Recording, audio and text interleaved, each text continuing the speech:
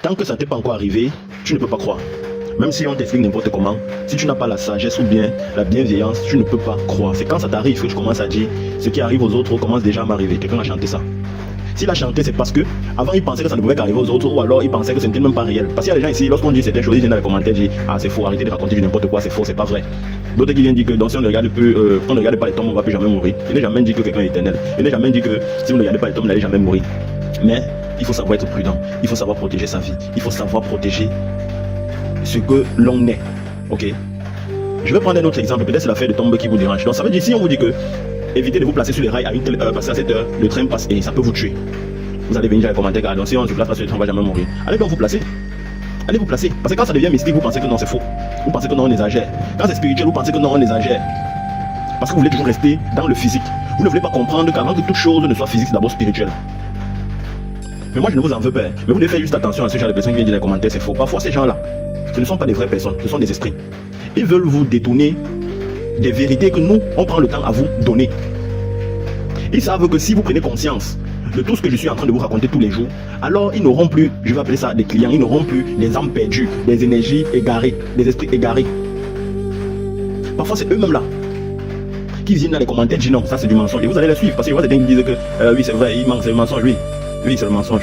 Mais posez-vous la question, pourquoi pendant que certains témoignent qu'ils ont déjà vécu ce genre de situation, et vous qui n'avez pas encore vécu, vous prenez quand même la détermination pour affirmer que ça n'existe pas, ce n'est pas vrai.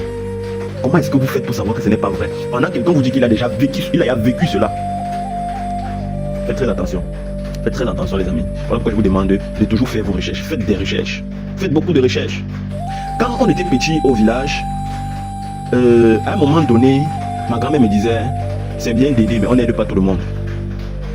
Elle m'avait dit ça une fois quand j'étais rentré tellement fatigué. Tellement fatigué, je me couchais seulement, j'étais juste allongé. Elle est venue juste me dire comme ça, là c'est bien d'aider mais on n'aide pas tout le monde. Je n'ai pas compris. C'est après qu'elle est allée faire, où elle allait chercher quoi, les herbes et tout, elle m'a donné de boire. J'ai bu et puis je me suis senti bien. Je ne sais pas quelle herbe elle avait mélangé. Je me suis senti bien. Après elle me demande qu'est-ce qui s'est passé. J'ai dit rien, moi j'ai juste aidé maman en route. Je rentrais à l'entrée de son champ. Elle m'a demandé de mettre sa cuvette sur la tête, vous savez au village, en soirée comme ça, les mamans ont les grandes cuvettes sur la tête, qu'elles ont rempli les ignames, tout ça, les patates avec leur eau. J'ai dit juste aidé la maman à charger sa cuvette sur la tête. Elle me dit donc que tu as aidé la maman à charger la cuvette sur sa tête, mais c'est toi qui as porté la cuvette là, juste à ce qu'elle arrive chez elle. Elle dit, hein? Elle dit, c'est pour ça que tu es fatigué. C'est pour ça que tu es fatigué. Voilà pourquoi on vous dit, c'est bien d'aider, mais on n'aide pas tout le monde. Vous pouvez aider quelqu'un pour porter sa malchance. Vous pouvez aider quelqu'un pour porter ses fardeaux. Je ne suis pas ici en train de vous dire qu'il ne faut pas aider, mais il faut savoir aider. Même dans la famille, il y a des gens que vous allez aider, et ces personnes-là vont utiliser l'aide que vous leur apportez pour vous faire du mal. Faites très attention. Il y a des gens ici même que, on a fait des travaux sur eux de telle sorte qu'ils sont même à l'étranger comme s'ils travaillent, mais l'argent part que dans la famille. Parce que vous avez commencé à donner, on dit ah donc il a, donc elle a, ok tu vas continuer à donner.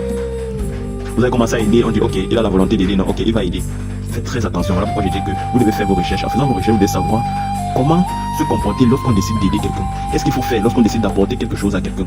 Qu'est-ce qu'il faut faire pour savoir si telle personne mérite mon aide ou pas, pour éviter d'être dans des situations qui vont vous compliquer la vie plus tard. J'ai parlé également des visites que vous rendez aux malades sur leur lit d'hôpital. Faites très attention. Il y a des gens qui sont allés rendre visite et ils sont rendus, ils sont touchés, ils sont morts et le malade s'est rétabli. Il y a eu change d'âme.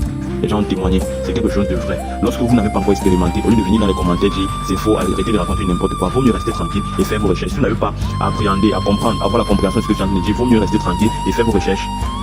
Parce que je suis sûr, quand vous avez dit que non, c'est faux, vous n'avez même pas pris la peine de faire des recherches pour savoir si c'est vrai ou pas. Vous n'avez pas pris la peine de rencontrer des personnes qui vous ont dit que oui, j'ai déjà vécu ça. Ils essayent de vous raconter. Mais vous dites tout simplement c'est faux. Vous manquez quoi faire? Pourquoi vous voulez induire des gens en erreur? Si quelque chose dépasse votre entendement, ça ne veut pas dire que c'est faux. Acceptez que ça vous dépasse. Et observez. Faites des recherches. Essayez de comprendre pourquoi est-ce que vous n'arrivez pas à assimiler, à comprendre ce qu'on vient de dire. Et ainsi, vous allez être riche en connaissances. Au